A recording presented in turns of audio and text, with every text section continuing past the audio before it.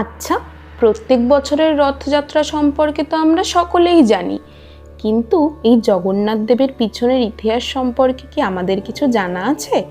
তাহলে চলো আজ জেনে নিই ভারতীয় লোকগাথার অন্যতম চর্চিত জগন্নাথ দেবের সাথে জড়িয়ে থাকা এক রহস্যময় অধ্যায়কে।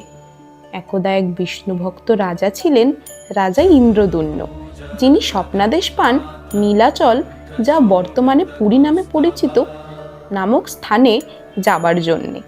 সেখানে নাকি বিশ্বাসুর কাছে গোপনে পূজিত হয়ে চলেছেন নীলমাধব। তবে কে এই নীলমাধব?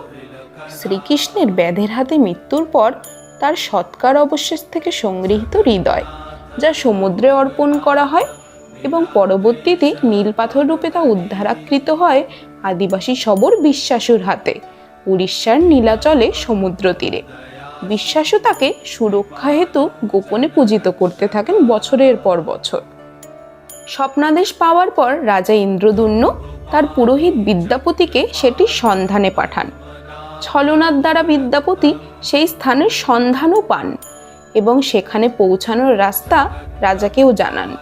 কিন্তু রাজা পৌঁছানো মাত্রই নীলমাধব সেখান থেকে অন্তর্হিত হন। রাজা হতাশায় এক গভীর তপস্যায় উদ্যোগী হলেন। ফের তিনি স্বপ্নাদেশ পান এক বিশাল মন্দির নির্মাণের।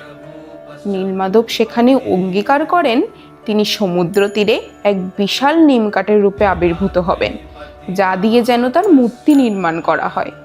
সেই মতো অবাক করে তিনি নিমকাঠের রূপে আবির্ভূতও হন এবং এমন এক মূর্তি নির্মাণের গুরুত্বপূর্ণ কাজের ভার নিজের হাতে তুলে নেন ভগবান বিশ্বকর্মা। তবে একটা শর্তে, তিনি 21 দিন যাবৎ এই মূর্তি নির্মাণের কার্য চালাবেন বদ্ধ ঘরে, আর তাকে কোনোভাবেই বিরক্ত করা যাবে না। সেই মতো মূর্তি নির্মাণের কাজও শুরু হয়, কিন্তু 14 দিন পর নির্মাণ কার্যের সমস্ত আওয়াজ বন্ধ হয়ে যাওয়ায় রানী উদ্বিগ্ন হয়ে কক্ষের দরজা শর্ত ভেঙে খুলে ভিতরে ঢুকে পড়েন। শর্ত অনুযায়ী তৎক্ষণাৎ কার্য অসমাপ্ত রেখে নির্মাণকারী বিশ্বকর্মা অন্তর্হিত হন।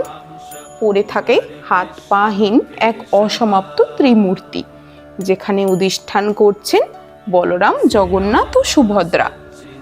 হতাশ রাজা বিচলিত হয়ে পড়লে দেবঋষি নারদ এসে তাকে উপদেশ দেন এই অসমাপ্ত মূর্তি প্রতিষ্ঠা করতে, যা হয়তো ভগবানেরই ইচ্ছে।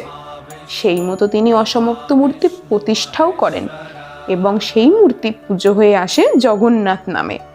প্রতি 12 থেকে 19 বছর পর এই মূর্তির কাঠ পরিবর্তন হলেও প্রাণ প্রতিষ্ঠার ব্রহ্মবস্তু কিন্তু পরিবর্তন হয় না। সেই নীল হৃদয় পুরনো মূর্তি থেকে নতুন মূর্তিতে স্থানান্তরিত করা হয়। এই আনুষ্ঠানিক নিয়ম ও ক্রিয়া পদ্ধতিকে বলা হয় নবকলেবর।